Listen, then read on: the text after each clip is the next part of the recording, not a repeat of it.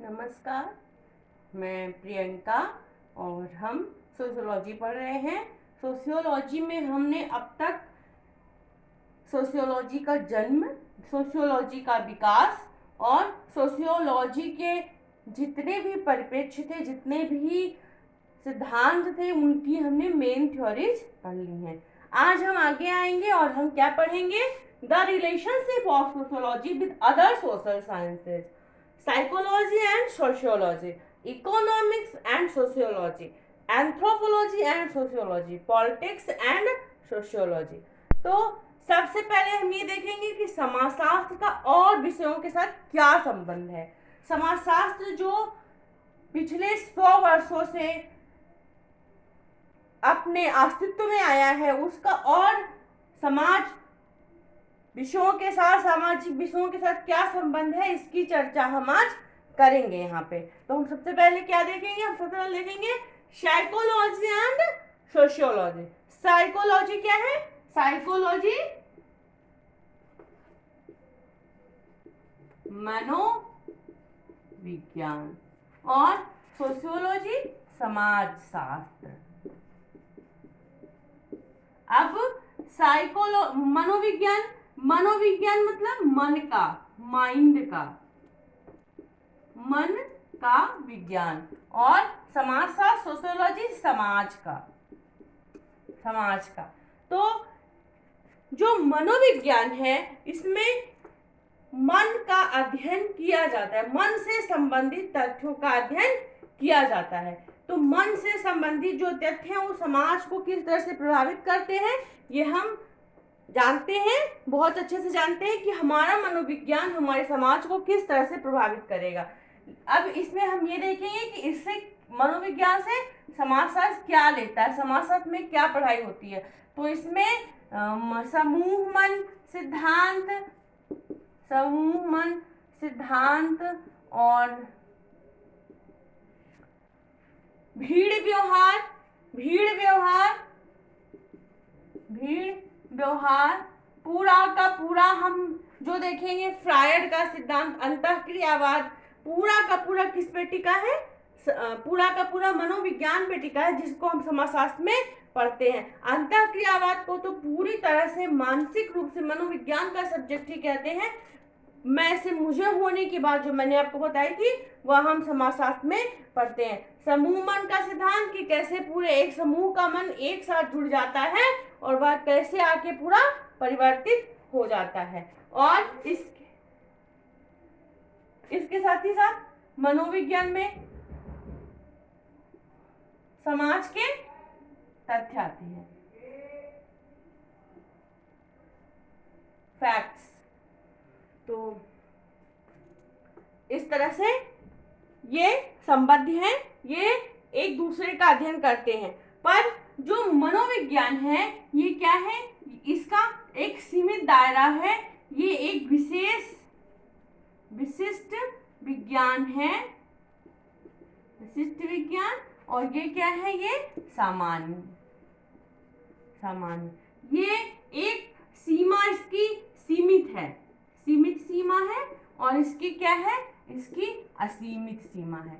सीमित, और इसको पूरे समाज का वर्णन करना है, पूरे समाज को व्याख्यायित करना है, और इसको क्या करना है? सिर्फ मन से संबंधित चीजों को व्याख्यायित करना है, या मन से संबंधित चीजों की ही व्याख्या महत्वपूर्ण है। अब हम इसमें क्या देखेंगे? इसमें हम ये देखेंगे कि जो मन है यह पूरे तरह से समाज को असर डालता है। हम देखते हैं जैसा समाज होता है उसका जिस भी तरह का, जैसे रूढ़िवादी समाज होगा तो उसका जो मानसिक जो संतुलन होगा वह रूढ़िवादी विचारधारा से प्रेरित होगा, या हम कह सकते हैं कि जैसा मानसिक रूप से जैसा हमारा माइंड होगा वैसा ही समाज होगा, रूढ़िवादी होगा। तो ये दोनों एक दूसरे से मिले हुए हैं। हम ये नहीं कह सकते हैं कि ये दोनों एक दूसरे से अलग है या इनकी कोई भूमिका नहीं है। हाँ, ये जो सबसे महत्वपूर्ण बात है वो ये है कि जो समाजशास्त्र है वह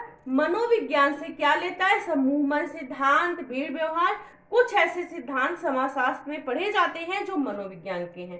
पर जो मनोविज्ञान है ये समाजशास्त्र से संबंधित हैं, और ऐसा ही हम मनोविज्ञान के लिए भी कह सकते हैं कि इसके ऊपर समाजशास्त्र का असर जरूर पड़ता है। हम आगे बढ़ेंगे, बहुत ज़्यादा डिटेल में नहीं, जब हम लॉन्ग क्वेश्चन आंसर करेंगे तो फिर हम इसे बहुत ज़्यादा फोकस करेंगे।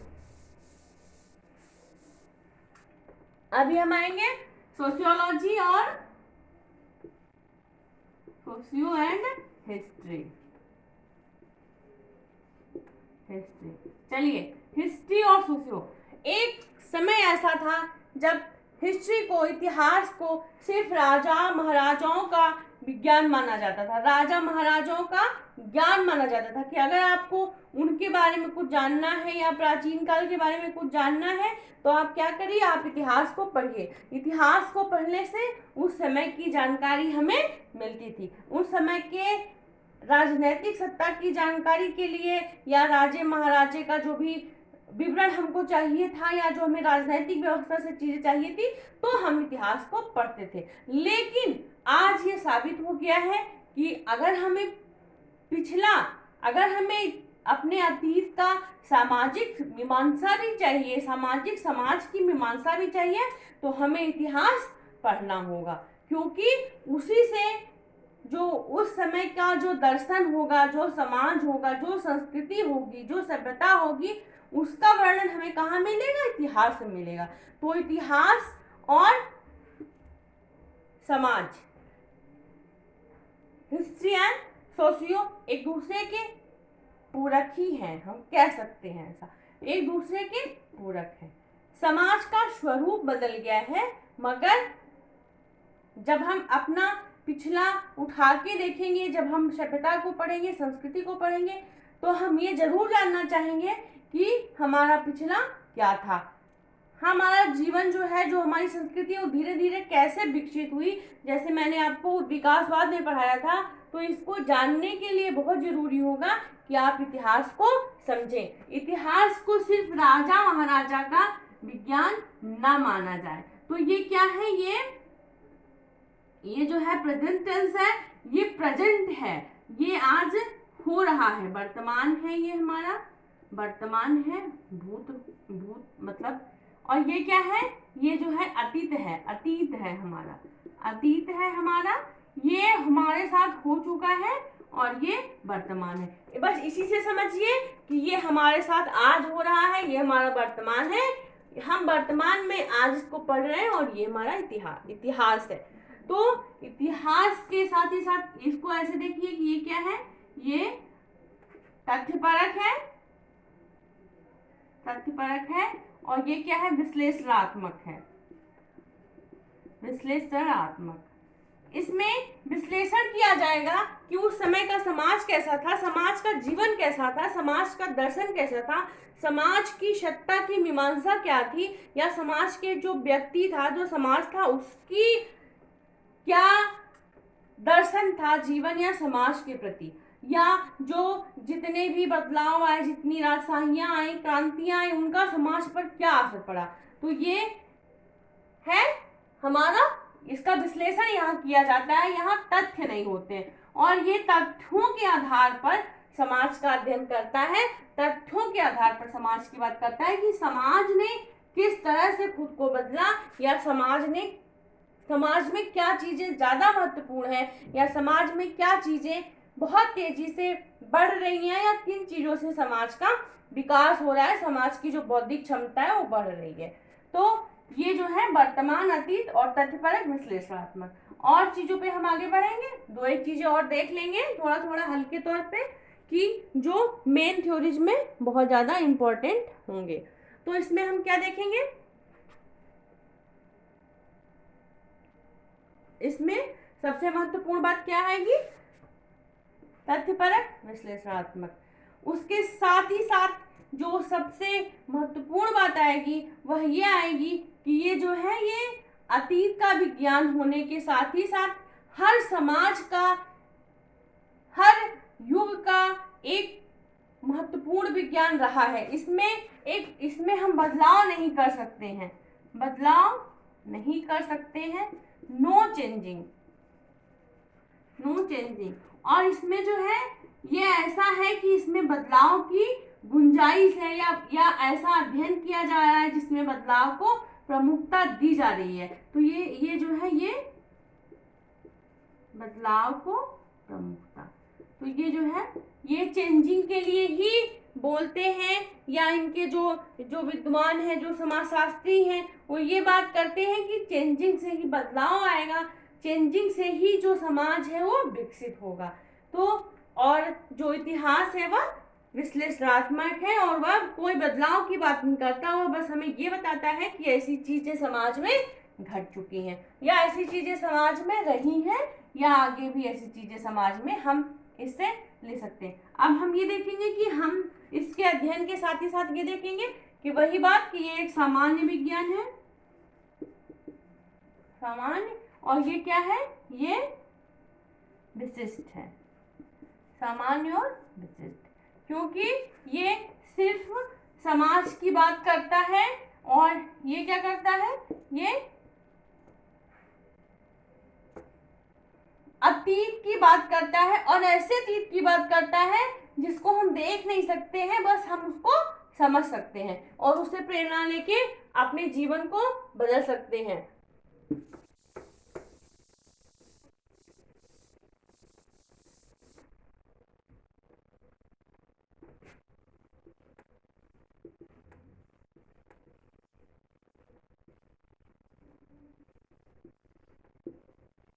चलिए अभी देखते हैं सोशियोलॉजी और इकोनॉमिक्स।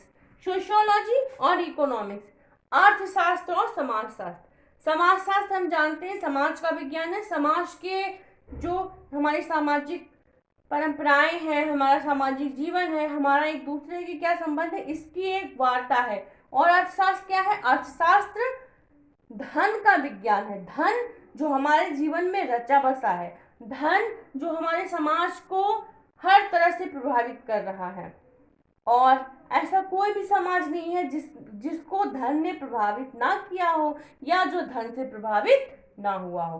तो इसके लिए हम दो चीजें देखेंगे। सबसे पहली चीज ये देखेंगे कि जो भी समाज होगा, चाहे वह अभी का समाज है या बाद का समाज है, उसमें धन का प्रभाव बहुत बड़ा है। हम नहीं कह सकते कि धन किसी समाज के लिए महत्वपूर्ण नहीं है।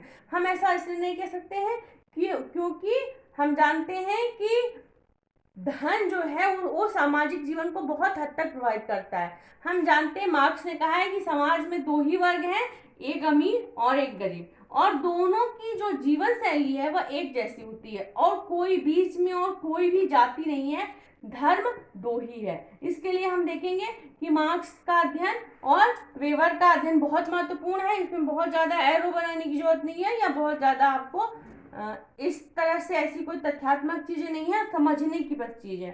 तो कार्ल मार्क्स ने कहा है कि जो संसार है इसमें दो ही जातियां मेन हैं, सिर्फ अमीर और गरीब, दास और मालिक, बीच का कोई भी जाति मेन नहीं है, क्योंकि जो गरीब है वो गरीब है और जो अमीर है वो अमीर है। बीच में कोई भी ऐसा नहीं है जो इन दोनों के बीच में आता हो। मतलब दो ही जातियां, जो अमीर हैं वो अमीरों के जैसे रहेंगे और जो गरीब है वो गरीबों के जैसा इनका जीवन यापन होगा।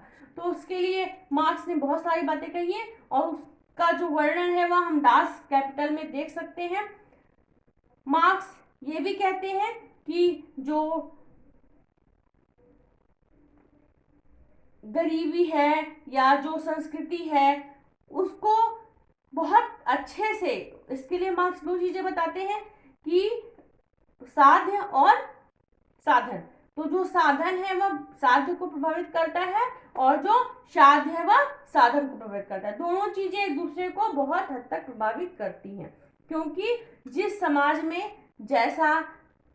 जो समाज जैसा अर्निंग कर पाएगा, जैसा लाभ की उसकी जैसी हैसियत रहेगी, जैसा उनका बाजार में पैसा लगाने का जोखिम रहेगा, उस तरह से वह समाज को, उनका समाज उतना ही ज़्यादा डेवलप होगा या अलग तरीके का होगा। और जो समाज जितना ज़्यादा पैसे के मामले में कमज़ोर होगा, उनका जो रहन सहन है जो वह अलग होगा। तो इसमें उन्होंने दो चीज़ें कही हैं, दो चीज़ें बताई हैं कि जो भौतिक जीवन है वह बहुत हद तक प्रभावित करता है सामाजिक जीवन को। भौतिक जीवन सामाजिक जीवन को प्रभावित करता है, और जैसा जिसका भौतिक जीवन होता है उसी के आधार पर उसका सामाजिक जीवन बनता है। मार्क्स के शब्दों में भौतिक जीवन सामाजिक को प्रभावित करता है। अब इसको समझने के लिए हम ये देखेंगे कि वेबर पे चले जाएंगे। वेबर की एक बुक आई है द प्रोटेस्टेंट इथिकस। तो उन्होंने क्या कहा, उन्होंने ये कहा है कि जो धर्म है वह प्रभावित करता है। जैसे उनका एक बहुत बड़ा अध्ययन है, तुलनात्मक अध्ययन है 6 धर्मों का। तो उसमें वो क्या कहते हैं, जिसमें हमारा हिंदू धर्म भी है, जिसमें वो ये कहते हैं कि जो धर्म है वह बहुत हद तक प्रभावित करता है कि समाज खुद को कितना अच्छे से विकसित करेगा। क्योंकि जैसे हमारा हिंदू धर्म है, तो यहाँ का जो समाज है, जो यहाँ की संस्कृति है या जो यहाँ का धर्म है, उसने संतोष सिखाया, और संतोष के आधार पर हिंदू धर्म या हमारा जो भारतीय समाज है वो पीछे रह गया, क्योंकि हमारे यहाँ संतोष को प्रमुखता दी गई, और हमने संतोष को प्रमुखता देने के साथ ही साथ विकास के रूप में हम बहुत तेजी से नहीं उभर पाए। तो हम क्या हो गए, हम जो आर्थिक जो समाज है उसमें पिछड़ गए। तो ये उनका अध्ययन है। और हम ये देखते हैं कि पॉवर्टी ऑफ कल्चर, जैसे इसमें हम ये देख लेंगे कि पॉवर्टी ऑफ कल्चर है, गरीबी की संस्कृति है।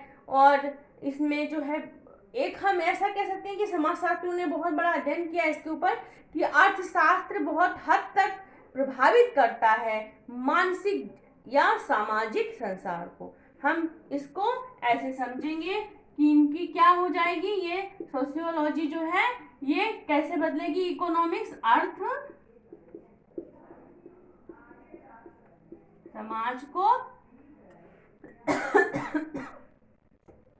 समाज को आकार देता है। जिसका जैसा समाज होगा, जिसका जैसा आर्थिक स्थिति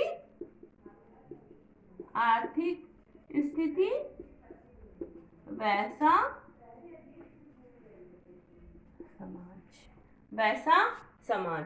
और अर्थशास्त्र जो है एक विशिष्ट सब्जेक्ट है, एक ऐसा सब्जेक्ट है जो जिसके बिना समाज का जीवन संभव नहीं है, जिसके बिना समाज की जो विकास है या जो विकास के जो क्रमबद्ध चरण है वो भी संभव नहीं है। और समाज का जीवन अर्थशास्त्र से बहुत हद तक प्रभावित है। इसके लिए हमें बहुत ज़्यादा डिटेल में जानने की भी जरूरत नहीं है, हम इसको बहुत सरल शब्दों में भी समझ सकते हैं कि जो अर्थ है वह समाज को बहुत हद तक की प्रभावित कर रहा है। तो इसमें मैं बहुत ज़्यादा आपको तथ्यपरक बातें नहीं बता रही हूँ, क्योंकि ये जो है बहुत ज़्यादा इफेक्टिव नहीं है। और ऐसा नहीं है कि ये एनी अदर एग्जाम्स में बहुत हद तक की जब ये आएंगे क्वेश्चंस तो 1 लाइन में आएंगे। और मैं इसको अलग से सभी सब्जेक्ट का मैं अलग से एक्सप्लेन करूंगी और पीडीएफ बाद में मैं डालूंगी। फिलहाल अभी चूंकि हम शुरुआती दौर में हैं और हम बस सब्जेक्ट को पढ़ रहे हैं, तो मैं आपको थोड़ा सा इन सब्जेक्टों के बारे में बताती चलूंगी। उसके बाद मैं आपको आपके विषय के क्रमानुसार पढ़ाने की कोशिश करूंगी। तो आज ये हम खत्म करेंगे। अब हम क्या देखेंगे, अब हम सोशियोलॉजी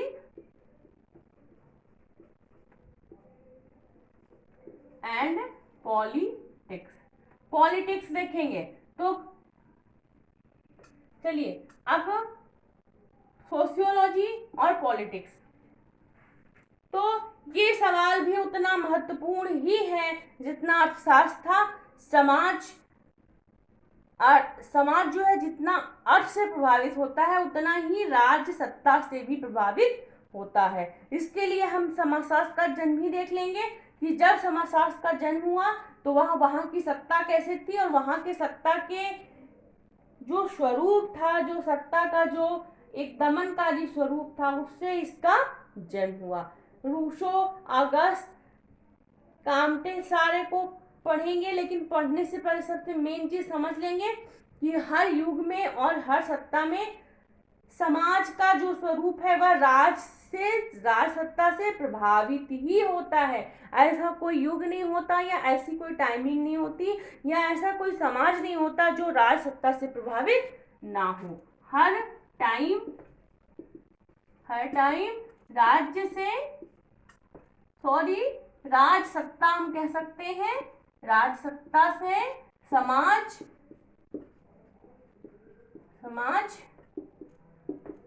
जो है वो क्या होता है, समाज हम कह सकते हैं प्रभावित होता है। आप सरल शब्दों में इसको समझते चलिए। हर टाइम राजसत्ता से समाज प्रभावित होता है।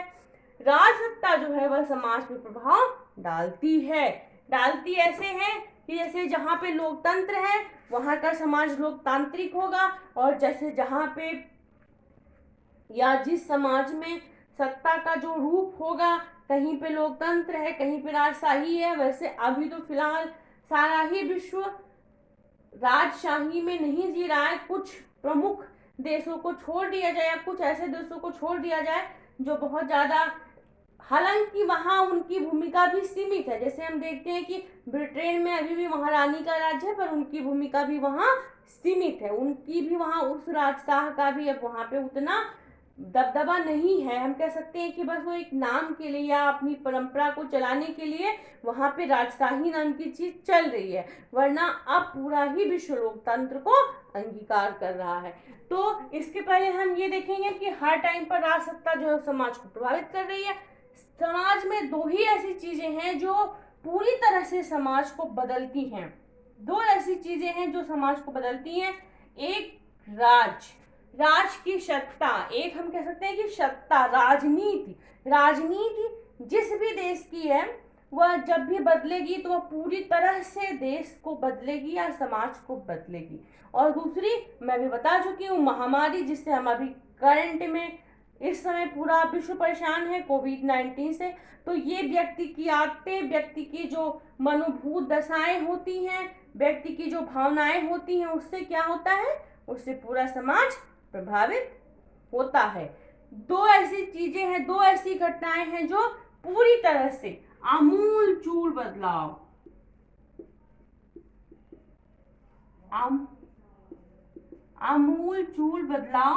का द्योतक। ये ऐसा बदलाव है जो पूरी तरह से समाज में आता है। आप ध्यान रखिएगा, अर्थ से इतना बड़ा बदलाव नहीं आ सकता जितना बड़ा बदलाव राजशाही लाएगी। जितना बड़ा बदलाव राज की क्रांतियां लाती हैं, उतना बड़ा बदलाव किसी भी तरह से अर्थ से नहीं आ सकता है, क्योंकि ये आमूल चूल रूप से जब सत्ता परिवर्तित होगी तो समाज अपने आप बदल जाएगा। समाज भी बहुत हद तक प्रभावित करता है। हम नहीं कह सकते हैं कि समाज नहीं प्रभावित होता है या नहीं करता है। जब वो प्रभावित होता है तो इस रूप में होता है कि हम जिस भी तरह का जैसा जीवन शैली होगी या जिस भी तरह का समाज होगा, और जब वहाँ पे राजशाही आएगी या फिर जब वहाँ पे लोकतंत्र आएगा तो समाज उन चीज़ों को ग्रहण करेगा और उस तरह से फिर उनकी सत्ता विकसित होगी, या उस तरह से उनका लोकतंत्र या उस तरह से उनका राजतंत्र विकसित होगा। कुछ अच्छी आदतें भी उनके अंदर आएंगी। जब समाज विकसित होगा तो कुछ अच्छी आदतें उनके अंदर क्रमशः आती जाएंगी। वो क्या होंगी, वह होंगी उसको अंगीकार करने की, उसको अंगीकार करने की। मैं अलग से अभी कोई भी नोट्स नहीं बना रही, मैं आपको पीडीएफ भी बाद में डाल दूंगी। अभी मैं आपको पढ़ाते हुए जो शब्द आ रहे हैं मैं बस उनको लिखते चलती हूँ। मुझे लगता है कि सबसे पहले हम जिस भी सब्जेक्ट को पढ़ें पहले उसके मेन थ्योरीज क्लियर हो जाएं, उसके बाद हम उसको अच्छे से पढ़ें तो फिर वो हमें बहुत अच्छे से समझ में आ जाएगी। क्योंकि बिना मेन चीज़ों के क्लियर होने से फिर वही बात आती है कि हमने पढ़ा बहुत ज़्यादा और हम चीज़ों को समझ ही नहीं पाए। तो सोशियोलॉजी कहने के लिए एक बहुत दुरूह विषय नहीं है, बहुत आसान विषय है, बहुत मार्किंग सब्जेक्ट है, मगर एक ऐसा सब्जेक्ट है जिसको बहुत सरल शब्दों में अगर हम समझना चाहें तो बहुत सरल शब्दों में समझ सकते हैं, और समझने के साथ ही साथ क्या होगा, ये चीज़ें बहुत आसान हो जाएंगी। तो मैं आपको अपने ही शब्दों में समझाने की कोशिश कर रही हूं कि ये आपके लिए दुरू ना हो। और उसको अंगीकार करने की, एक दूसरे से प्रभावित, एक दूसरे को अनंतिम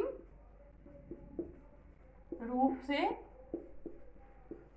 से लक्षित करते हैं। लक्षित मतलब एक दूसरे को लक्ष्य प्रदान करते हैं, एक दूसरे को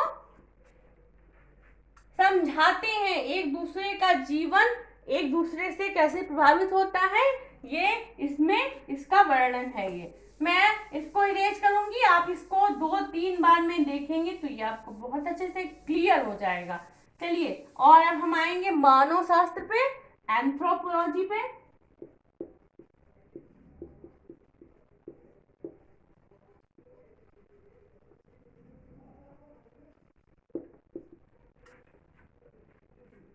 मानव शास्त्र, समाज शास्त्र में पूरे समाज का वर्णन होता है, पूरे समाज का अध्ययन होता है। और मानव शास्त्र में समाज का जो किसी एक विशिष्ट संस्कृति या विशिष्ट समाज का अध्ययन होता है। जैसे हम कह सकते हैं कि हम समाज शास्त्र में बहुत सारे मानव शास्त्री आए हैं, रैडक्लिफ, ब्राउन, मैलिनोवस्की, ये सारे हमारे यहाँ बोस जी हैं, और हमारे यहाँ मानव शास्त्री में बहुत अच्छे से श्रीनिवास जी हैं, ये सब मानव शास्त्री है। तो ये सब क्या करते हैं, किसी विशिष्ट एक ही चीज का अध्ययन करते हैं, एक ही संस्कृति का अध्ययन करते हैं। और ज्यादातर जो मानव शास्त्री हैं वह संस्कृतियों का ही अध्ययन करते हैं, और समाज शास्त्र पूरे समाज का अध्ययन करता है। तो ये मानव शास्त्र जो है, इनमें सबसे ज्यादा किनका इनके जो समाज शास्त्री या इनके जो दार्शनिक हैं उन्होंने सबसे ज्यादा अध्ययन किया है, मानव शास्त्रियों ने जनजातियों का अध्ययन सबसे ज्यादा इन्होंने किया है। जनजातियों का अध्ययन इनके यहाँ सबसे फेमस है। हालांकि हम ये बहुत अच्छे से जानते हैं कि सोशियोलॉजी जो है इनकी बहुत सारी चीजों को अपनाता है। बहुत सारे अध्ययन ऐसे हुए हैं जो हम सोशियोलॉजी में भी पढ़ते हैं। रैडक्लिफ, ब्राउन का और जो भी जनजातियों का अध्ययन है वह हम इसमें, जनजातियों का अध्ययन हम इसमें मेन रूप से पढ़ते हैं। और ये पूरे समाज का है, और ये क्या है, ये थोड़ा सा वर्णन है, थोड़ा सा एक संस्कृति का। ये पूरा समाज, और ये क्या है, ये एक संस्कृति, एक पूरा समाज का अध्ययन करता है, और एक क्या अध्ययन करता है, बस एक संस्कृति का अध्ययन करता है। और कभी कभी ऐसा होता है कि ये संस्कृति के एक ही जीवन पक्ष का अध्ययन संस्कृति के एक ही जीवन पक्ष का अध्ययन करते हैं, बाकी को छोड़ देते हैं। और ये क्या करते हैं, ये पूरे समाज का अध्ययन करते हैं। ये ऐसा नहीं करते कि एक का किया और दूसरे को छोड़ दिया, ऐसा नहीं करते। ये पूरे समाज का अध्ययन करते हैं, और ये बस एक संस्कृति का अध्ययन करते हैं। तो एक संस्कृति के अध्ययन के साथ ही साथ, जैसे एक संस्कृति के अंदर जनजातियों का इन्होंने जीवन ले लिया, टोडा का हम मान लेते हैं, तो फिर उसका पूरा अध्ययन किया कि वह बहुपति विवाह है, या उनके पुरुष किस तरह से जीवन यापन करते हैं, या स्त्रियां किस तरह से जीवन यापन करती हैं, या उनका मेन व्यवसाय किस तरह का है, इस तरह का ये इनका अध्ययन है। मतलब ये समाज के जो जीवन है उसमें रसी बसी चीजों को ही ज्यादा ध्यान देते हैं। जैसे कि एक जो जीवन है वह कैसे अपने को विकसित कर रहा है, कैसे उसके अंदर क्या चीजें आ रही हैं, और वह किस तरह से अपने आप को समाज में रख रहा है, या अपने आप को किस तरह से समाज में आगे बढ़ा रहा है। और समाज शास्त्र क्या है, ये पूरे समाज का अध्ययन है। पूरे समाज के जो संवेग हैं, मनोवेग हैं, भावनाएं हैं, या जो बदलाव है, जो उनके अंदर आने वाली चीज है, उनका अध्ययन करता है। इसके साथ ही साथ हम ये देखेंगे कि ये थोड़े से अंतर भी है। ये इनका एक सीमित दायरा है, बहुत सीमित, संक्षिप्त है, बहुत शॉर्ट है, शॉर्ट। और ये क्या है, इनका दायरा बहुत बड़ा, असीमित दायरा है इनका,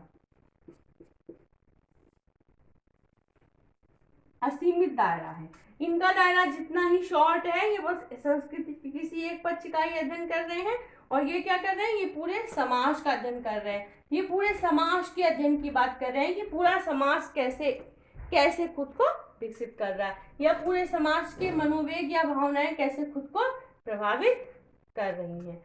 तो अभी हमने जो मूल सब्जेक्ट थे, जो समाजशास्त्र में एक स्थान रखते हैं या जिनका अध्ययन बहुत महत्वपूर्ण माना जाता है, हमने उनका अध्ययन किया। समाजशास्त्र के साथ अर्थशास्त्र का, समाजशास्त्र के साथ राजनीति शास्त्र का, समाजशास्त्र के साथ मनोविज्ञान का, और समाजशास्त्र के साथ मानव शास्त्र का। समाजशास्त्र के साथ अर्थशास्त्र का क्या संबंध है, इसका हमने छोटा सा एक लेक्चर के माध्यम से अध्ययन कर लिया है। तो चलिए, अभी हम बहुत ज़्यादा डिटेल में नहीं जाएंगे, क्योंकि अभी हमें बहुत ज़्यादा इसमें जाना ही नहीं है, क्योंकि अभी हमारी शुरुआत है। और हम इस तरह से पढ़ेंगे कि ये सब्जेक्ट हमें समझ में आने के साथ ही साथ रुचिकर लगे, और हम इस पे अपना 1-2 लेक्चर से ही हम थोड़ी सी चीज़ों को आगे बढ़ते चलें और समझते चले। इस तरह से हमें इसको पढ़ते जाना है। अब कल से मैं आपके सब्जेक्ट के अनुसार फिर आगे बढ़ूंगी कि हमें आगे क्या करना है। तो कल मैं आपको अप्रोचेज पढ़ाऊंगी, उपागम पढ़ाऊंगी।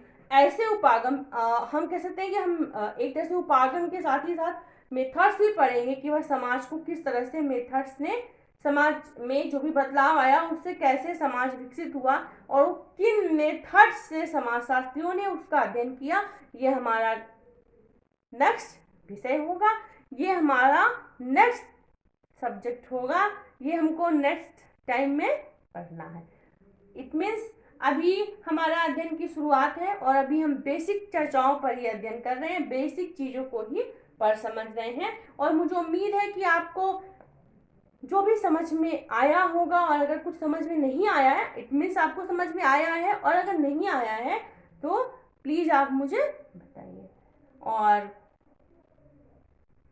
इसके साथ ही साथ आप कमेंट करिए। ऐसा नहीं है कि ऑनलाइन क्लास का मतलब एक आभासी दुनिया के साथ पढ़ना है कि आपने बस आभास किया, ऐसा नहीं है। ऑनलाइन क्लासेस में भी ये